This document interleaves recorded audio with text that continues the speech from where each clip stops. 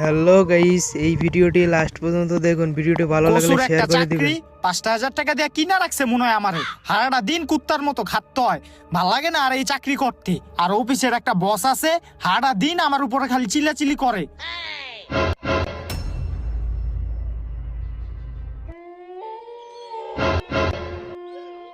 কি রে, এত রাইত কইরা ও এই জায়গায় কি করে?